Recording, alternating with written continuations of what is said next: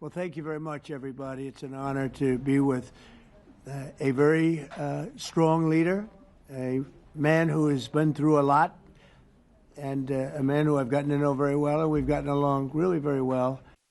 And we had a big call yesterday, as you know, with President Putin, and we'll be talking about it. President Zelensky of Ukraine has endured a lot. I mean, he really has. He's endured a lot, and we've endured it with him. To be honest, it's been a long time, and I think we're making great progress. So we're going to be talking about that today. We'll be talking about what took place yesterday with my phone call with President Putin, and I think that things are coming along pretty well. It began with Alaska, where I think certain guidelines were discussed, and we want to see if we can get this done. This was long ago into the Biden administration. I came here and we inherited this, and we'd like to see if we could finish it, end it. We want it ended. So many people have died in this war, and we're gonna get it ended. So I just want to thank you all very much. If you have a couple of questions, go ahead, please. In fact, before I do that, let me just ask the President to say a few words. Thank you, President. Pleasure. Glad to meet you again, Mr. President. Thank you very much for the invitation. Again, my congratulations with your successful ceasefire in the Middle East. Thank you. Yeah, and you did it, and I think this is the momentum to finish Russia's war against Ukraine. I think that, yes, we understand that Putin is not ready. I think not ready, but I think that I'm confident that with your help we can stop this war, and we really need it. We see that they don't have successful steps on the battlefield, and it's good. I think that their army is weak now, but a lot of losses. They have a lot of losses, and in economy and people, and I think this is a very important moment. And I wanted to thank you, Mr. President, after our phone calls. Yesterday I had a good opportunity to meet with the big American energy companies, and they're ready to help us. Yes, after all these attacks on our infrastructure, Russian attacks, and etc. And I had also meetings, thanks to your team. We have meetings with a good military companies. We spoke about air defense, and I want to share it after with details where we are. Thank you so much. Thank you very much. Mr. President. Very good. And I think it looks beautiful in his jacket. Yeah? It's beautiful. I hope people notice. It's actually very stylish. I like it. President Trump. Yeah, please, go ahead. The Biden administration, the White House was fearing of the possible escalation. They were not allowing the Ukrainians to strike into Russia, fearing of this escalation. Yeah. Would your administration allow Ukrainians to strike deep into Russia? We're going to be talking about that. That's something we'll be talking about. You're right. It's an escalation, but we'll be talking about that. Mr. President. Will President Zelensky join you in Hungary to meet President Putin? Because it's a leader that we like. We like Viktor Orban. He likes him. I like him. It's a country that's a safe country. Done a very good job. He's been a very good leader in the sense of running his country. He doesn't have a lot of the problems that other countries have. And so we've decided that we'll be going to be with Viktor Orban, and I think he'll be a very good host. President Trump. President Trump. President Trump. Right here. It's President Trump. Hungary, yeah. We're doing Hungary, yeah. With Putin, is it a trilateral meeting, or is it just you and Putin? To be determined, but I would say most likely it's going to be a double meeting. It'll be a double meeting, but we will have the President, Zelensky, in touch. There's a lot of bad blood with the two presidents, and I'm not speaking out of turn when I say it. It's a very difficult situation. You know, we just settled the war, and after thousands of years, I guess. People say anywhere from 500 to 3,000 years, and I was in rooms, as you saw, because you were with me, a lot of you were with me last week, with leaders that didn't like each other, but they were able to get along. These two leaders do not like each other, and we want to make it comfortable for everybody. So one way or the other, we'll be involved in threes, but it may be separated. President Trump, Mr. President, President Trump. Doesn't agree to peace in Hungary. Was he what? Where are you from? From Ukraine. He actually had a Okay, good. conversation with me Good, in yeah. Ukraine. What if President Putin doesn't agree to peace in Hungary? What do you do then? Do you have? Well, let's see what happens. I mean, you know, what if? I think he will. I think that President Putin wants to end the war, or I wouldn't be talking this way. I think he wants to end the war. I spoke to him yesterday for 2.5 hours. We went through a lot of details. He wants to get it ended. I think that President Zelensky wants to get it ended. Now we have to get it done. President Trump, Kara Castronova from Lindell TV. And although I love asking you questions, today my question is for President Zelensky Sure. of Ukraine. Go ahead, please. Thank you. Our President Zelensky, President Trump, just brokered a peace deal in the Middle East that all Americans, both sides of the aisle, are very proud of. But to meet that deal, both sides had to make concessions. Our president has stuck out his neck in many ways to make a peace deal for your war as well. What specific concessions are you willing to make to end this war with Russia? Will you give up joining NATO? Americans have foreign war fatigue, and our president, as he said, we need our Tomahawks too. To me. Yes, you, Okay. President Zelensky. Thank you What very much. concessions will you That's some question, right? So many all right. questions Thank you. in one. Thank you very much for your question. First of all, I think we need to sit and speak. The second point, we need ceasefire. Even now, you see in the Middle East, it's very difficult to hold ceasefire. Everywhere, in every war, it's very difficult. We want peace. Putin doesn't want. That's why we need pressure on him. We will speak with President today what we need. We understand what we need to push Putin to negotiation table. And as I said previously, so we are ready to speak in any kind of format, bilateral, trilateral, doesn't matter. Matter just peace. This is important. And we don't speak about NATO or NATO. For Ukrainians, it's very important.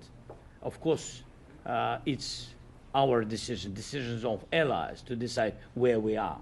But are you willing to give Yes, up but joining the NATO? most important thing for people in Ukraine, which are under each day's attacks, to have really strong security guarantees. NATO is the best, but weapon is very important. Allies on our side is very important, and between us, for us, bilateral security guarantees between me and President Trump is very important. I don't know, we didn't speak with details about it, but this is the most important document because the United States is very strong. Sir, President Trump, Peter? President Trump, the middleman right now, hoping to end this conflict. Who is doing a better job negotiating, President Zelensky or President Putin? I think they're both doing a great job in that sense. We have to get it done. We've got to take some of the hatred of each other. You know, they don't like each other. I say that in front of President Zelensky, but I say it in front of President Putin too. They have tremendous bad blood. It really is what is holding up, I think, a settlement. I think we're going to get it done, and we have to make it long-lasting. As I said in the Middle East, everlasting, right? Everlasting. And the Middle East is a much more complicated situation. You know, we had 59 countries involved, and every one of them agreed. And it's, you know, it's sort of amazing. Most people didn't think that was doable. This is going to be something I really believe that's going to get done. I had a very good talk yesterday with President Putin. I think he wants to get it done. And President Peter? Zelensky, right behind you. When we were in Israel with President Trump earlier in the week, we heard a lot about the difference in diplomacy between President Trump and President Joe Biden before him. What do you see as the biggest difference in diplomacy between President Trump and President Biden? President Trump has a big chance now to finish this war. President Biden now is not the president, so he doesn't have a chance to finish this war. And President Trump is really showed for the world that he can manage ceasefire in Middle East, and that's why I hope that he will do this, and we will also have such big success. For Ukraine, it's a big chance, and I hope that President Trump can manage it. I would say the biggest difference is one is extremely competent and the other one is grossly incompetent. Sir, a few weeks ago in New York when you two met, you said that you think Ukraine could ultimately take back all the territory that it's lost so far. Do you still think that's the case, or do you think there'll have to be some sort of You never swap of know. Look, territories? you know, war is very interesting. You never know, do you? You just never know. With war and peace, but you never know. Are you ready? President Trump. Please. Russia calls Tomahawk supply to Ukraine as an escalation, yet it continues using similar cruise missiles like Caliber and Yeah. UN Who are you with? Who are you with? You Ukraine? Yes. Good. But Russia continue even using the cruise missiles and also nuclear-capable ballistic missiles in Ukraine since 2022. So do you consider providing Ukraine with the Tomahawk or similar missiles as an opportunity to equalize the possibilities of Ukraine and Russia and push Moscow to the negotiation Yeah. table? Sure. We're going to be talking about that. That's why we're here. Okay? Fair question. Exactly as he told you to say it. But we're going to be talking about it. Okay? Yeah, please. Mr. President, message to India and Hungary who is still refusing. You said India and Hungary? That's an interesting. And Hungary India and Hungary. It's an interesting combination. refuse to stop buying Russian oil. Well, India is not going to be buying Russian oil anymore.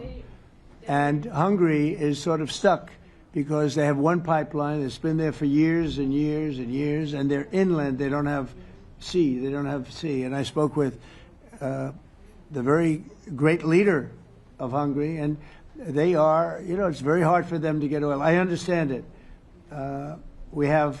Hungary's in a very interesting position because they can't have ports. You know, they're surrounded by land. So we'll see what happens there. But India will not be buying oil from Russia. And they've already de-escalated, and they've more or less stopped. They're pulling back. They bought about 38% of the oil, and they won't be doing it anymore. Mr. President Trump has been helping you in achieving peace in Ukraine. Who has? First Lady Melania Trump Yeah. has been helping in returning abducted Ukrainian children from Russian captivity. President Zelensky, do you appreciate those efforts? How do you assess them? And did you ask her to step in to help you? No, she wanted to do it. She just felt very strongly about the children, and she's done a really good job, I think, in bringing it to the fore. You know, we have a lot of children involved. Now, it's some people say it's 20,000, and some people say it's 300. There's a big difference between that, so nobody really knows. But she felt very strongly about the children. She thinks about the children all the time. President Trump, if you okay Tomahawks to Ukraine, what's going to happen if the United States is in a conflict and we need the Tomahawks? Do we have enough? That's a problem. We need Tomahawks, and we need a lot of other things that we've been sending over the last 4 years to Ukraine. We've been, you know, we gave them a lot. Now we have a different situation. We send it to the European Union. They pay for it and all that, and they have plenty of money. But it's beyond the money. You know, we need Tomahawks, and we need a lot of other weapons that we're sending to Ukraine. One of the reasons we want to get this war over is exactly that. It's not easy for us to give. You're talking about massive numbers of very powerful weapons. So that's one of the things we'll be talking about. Hopefully they won't need it. Hopefully we'll be able to get the war over with without thinking about Tomahawks. I think we're fairly close to that. Yeah, go ahead. Can I say, yeah, please. Just you to understand. So for today, of course, we want to finish this war, but the war is another technological war. You don't use just Tomahawks. If you want to target a military goal, you need thousands of drones. It goes together with such missiles. Ukraine has such thousands of our production drones, but we don't have Tomahawks. That's why we need Tomahawks. But United States is a very strong production, and the United States has Tomahawks and other missiles, very strong missiles, but they can have our thousands of drones. That's why where we can work together, where we can strengthen American production. And so just so that I understand, so you're suggesting kind of a trade. If President Trump okays Tomahawk missiles to help you launch Yes, it's into about Russia, military goals. then It's you only would about let- military goals. Right, but then you would authorize some kind of an exchange where Yes, of course. the U.S. gets Yes, we have Ukrainian- proposition. Yeah, And we have big proposition President- with our drones. President Trump, I don't mean to be brokering an arms deal here, but is that something that you would be interested in, Ukrainian drones? We are, yeah, we would. We have a lot of drones right now. We build our own drones, but we also buy drones from others, and they make a very good drone. I mean, drone warfare has really come to the fore over the last couple of years because of this war. I will say, there's nothing like the jets. You know, we knocked out a lot of drones in Israel. We were knocking them out for Israel, and we were doing it with extremely fast and powerful jets, following the drones and knocking the hell out of them. So, it's, you know, we know a lot about the drones, and we know a lot about the great jets, the great ones. The ones, well, and the B-52s, which were totally they were stealth. They were undetectable. So we have a lot of different weapons. And, you know, I have an obligation also, though, to make sure that we're completely stocked up as a country, because you never know what's going to happen. In war and peace, right? You never know what's going to happen. So we're going to be talking about Tomahawks, and would much rather have them not need Tomahawks. Would much rather have the war be over, to be honest, because, you know, we're in it to get the war over. We're selling a lot of different types of weapon, as you know, to the European Union. We're not in it for that. We're in it to get it over. We're losing thousands of people a week, thousands of people, Russian, Ukrainian, and mostly soldiers. I mean, mostly soldiers. But we're in it to see that end. And if we can end quickly, and I think we can. I mean, I had a very good talk yesterday. We're going to be talking about it. But I had a very productive talk yesterday with President Putin. We'll see what happens. But the war in the Middle East was far more complicated. We got that one done. And I think we have a good chance. I think President Zelensky wants it done, and I think President Putin wants it done. Now all they have to do is get along a little bit. President Can you Trump. give us an update on the trade negotiations with China, or perhaps Secretary Beth? Yeah, I will, and I'm going to let Scott do that. But I think we're doing very well. I think we're getting along with China. China would like to have something. As of this moment, we'll be meeting in a couple of weeks. We'll be meeting in South Korea. You think myself. will go forward? I think so. It looks like it's going forward. I think so. They want to meet. We like to meet. I have a very good relationship with President Xi, and we're going to see what happens. But, you know, for years we were taken advantage of by China very badly. We were losing hundreds of billions of dollars a year to China. We really built their military, if you think about it. The kind of money that presidents allowed to be lost to China was just insane. And then when I came into office, as you know, I put very severe tariffs. So we took in hundreds of billions of dollars in my first term from China. Biden let that go because it was so much. He let it continue, but he gave all sorts of exceptions. And by the time you looked at it, Scott, I would say it wasn't the same thing. He would give an exception for anything. If you got up and went out to dinner, he'd give you an exception. So it wasn't the same thing. But I put on very serious tariffs. So we took in hundreds of billions of dollars.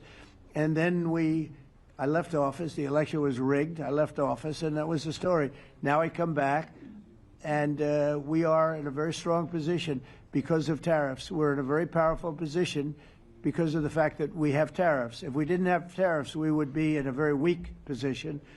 We would be in a weakened state. But with tariffs, we've made hundreds of billions of dollars, not only from China, but from others. And China wants to talk, and we like talking to China. So we have a very good relationship, and we're going to be meeting in South Korea a couple of weeks. And I just got back from a long trip. I'm going on another long trip. And Scott, do you want to say a few words on that, please? Yes, sir. So the entire relationship stems from the great perspective the two leaders have for each other.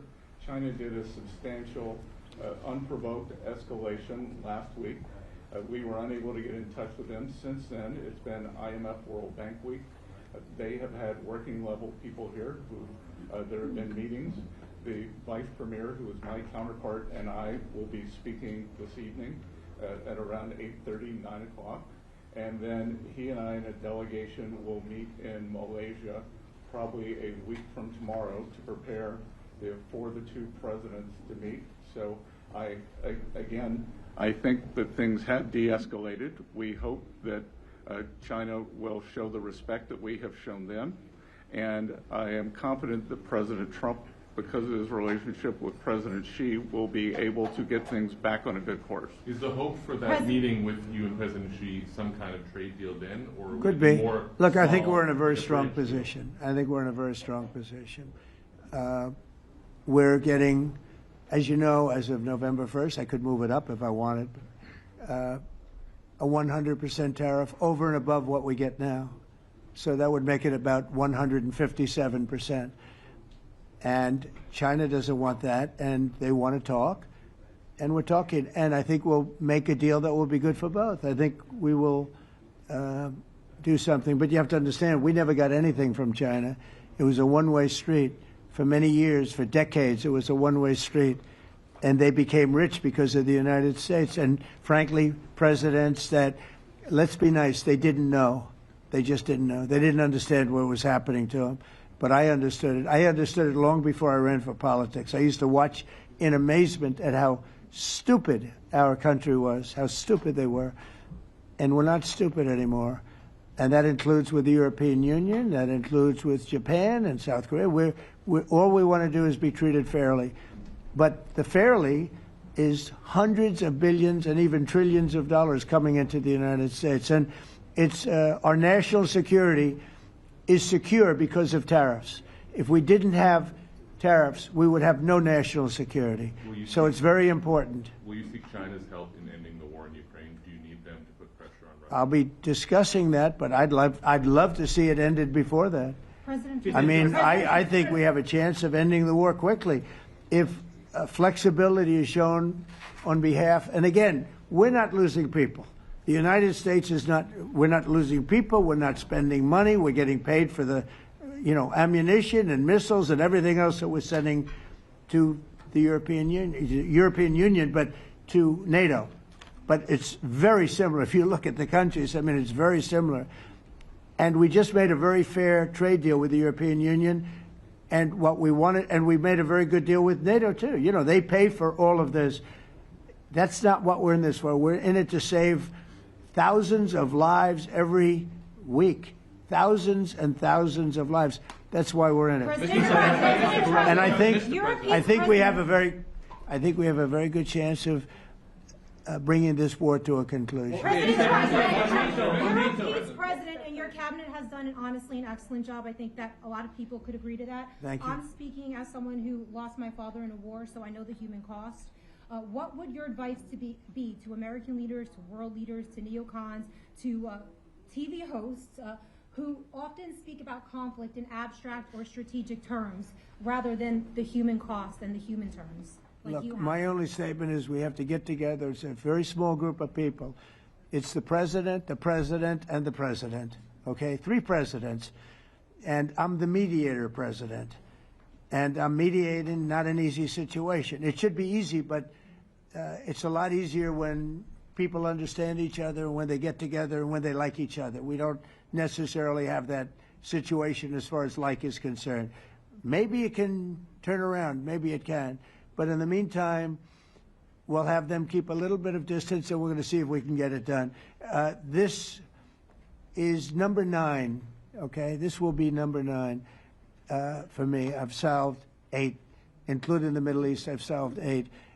This, I thought, would have been among the easiest. We solved, President Putin mentioned yesterday Armenia, all of the different wars. He said it was amazing because but the big one that he was surprised that we were able to settle was the Middle East. He thought it was incredible. He was very generous in that sense. This should be something we're able to settle, and I think we will be able to settle. Brian? On that note, you will go down as the peacemaker, no doubt, and you will resolve this war. Well, we resolved 8 others. It's funny how people say that. If you get this one, every time I do one, they forget about that one. I solved 8 wars. Go to Rwanda and the Congo, talk about India and Pakistan, look at Thailand, look at all of the wars that we solved. And every time I solve one, they say, if you solve the next one, you're going to get the Nobel Prize. I didn't get a Nobel Prize. Somebody got it who's a very nice woman, very nice. I don't know who she is, but she was very generous. So I don't care about all that stuff. I just care about saving lives. But this will be number 9. But every time I solve one, they said, sir, if you solve one more, you're going to be known as a peacekeeper. So to the best of my knowledge, we've never had a president that solved one war. Not one war. Bush started a war. A lot of them start wars, but they don't solve the wars. They don't settle them. And especially when they have nothing to do with us. I saw almost, I guess, just about all of these wars had nothing to do with us. But I saved tens of millions of lives. The Prime Minister of Pakistan said, I saved millions of lives in interceding on Pakistan, and you look at Pakistan and India as an example. That would have been a bad one, 2 nuclear nations, right? So I say this, this is pretty much the last one, although I do understand that Pakistan attacked, or there is an attack going on with Afghanistan. That's an easy one for me to solve if I have to solve it. In the meantime, I have to run the USA, but I love solving wars. You know why? I like stopping people from being killed, and I've saved millions and millions of lives, and I think we're going to have success with this war. Wait, please. This President Zelensky, this is your 3rd time over here. Oh. And by the way, you look excellent. Thank you, sir. Thank you. For you, by the way. This is your 3rd time here. How different sitting across from the president is this time versus the 2 previous times here at the White House, and how confident are you hearing the success rate of solving these prior wars that he can get this war solved? First of all, about suit. The same suit because the same president. It's very simple. The next president will have another suit. Yes, about our relations with President Trump, I think we have important dialogues, and I think we begin to understand each other. Yes, and I know that President is briefed very well about situation in the battlefield, and he knows a lot what's going on in the battlefield in Ukraine, and I think it really helps. When you know a lot of things, a lot of details about one or another war, it helps a lot. But we are still in war, and I hope we can manage. You are being here that there are some countries that are not meeting their commitment. You pointed out Spain. They said that it's impossible. No, Spain has not come through. No, Spain has not been loyal to NATO. Spain has been. They're the only one. Everyone went up to, as you know, I mean, you were at 2%, and they all went up to 5%. But Spain disagreed with that. I think Spain should be reprimanded for that. I think it's very bad that they did that, but that's up to them. That's up to NATO and Spain. They cannot be expelled from NATO. Can they or not? They cannot, according to the treaty, but they also claim that they are protected by the European Union umbrella for trade. Well, the other people, many of the other countries are in the European Union too. They're not complaining, right? President, tell you that Putin is serious. That's of interest. Mr. President. They're protected by. Yeah, please go ahead. Thank you, Mr. President. Do you think you can carry the momentum from the Middle East deal over to this deal? And if I do. So, how does that move the needle? Yeah, I do. I think we carry a lot of momentum, a lot of credibility. Getting Middle East done was very important. Nobody thought it could be done. That was one nobody thought could be done, and we got it done. And a lot of that was the big hit that we put on Iran with respect to the nuclear. They took that was an unbelievable military maneuver, the B-2s, and many other planes involved, by the way, but the B-2s. Yeah, I think nobody expected that to happen, and you know we had 59 countries involved, and these were countries very diverse. You had Arab, Muslim, Jewish. You had every country, Christian. You had every country, many countries involved, and we got that done. And we got it done pretty swiftly after we after we set the table properly. We had to set the table properly. This should be one that we get done. And I think the table is set properly here now, too. And it'll be a great honor. It'll be a great honor to get it done. And the Ukrainian people are great, and the Russian people are great. And obviously they have much in common, as we understand. They have a lot in common. So it'll be a great honor to get it done. Yeah. On Venezuela, there are survivors from your latest boat strike. What happens to those survivors? Well, I'll ask Marco to discuss that possibly. Yeah, it's well known there's an ongoing narco-terrorist operation the United States has been conducting. As far as details of any recent strikes, we're not prepared here to announce all those details, but you'll get that information here very shortly. And how are there survivors when these are meant to be lethal attacks? Yeah, again, I mean, we're undertaking these operations against narco-terrorists. That's what these are. These are terrorists. Let's be clear. And but as far as the details of any recent operations, when we are prepared to announce those, we will, as the president has consistently done. So you may get something on that later today. Let me ask you, that was in a submarine, right? It was. We attacked a submarine, and that was a drug-carrying submarine built specifically for the transportation of massive amounts of drugs. Just so you understand, this was not an innocent group of people. I don't know too many people that have submarines, and that was an attack on a drug-carrying, loaded-up submarine. Yeah.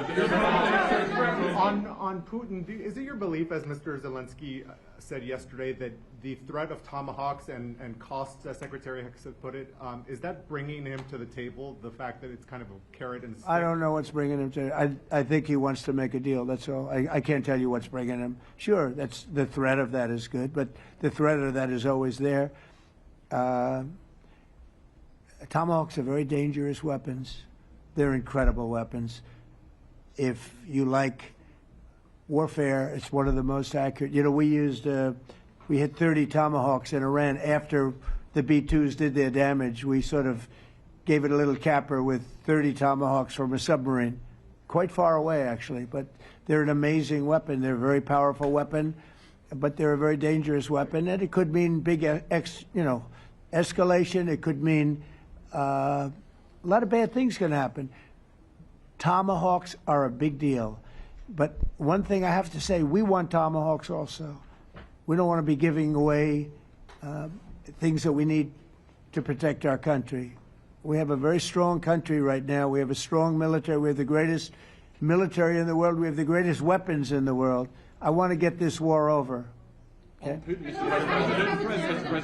Putin-Trump tunnel to connect Russia and Alaska. Are you interested? I just heard about it. A tunnel from Russia to Alaska. I just heard about that one. That's an interesting one. We'll have to think about that.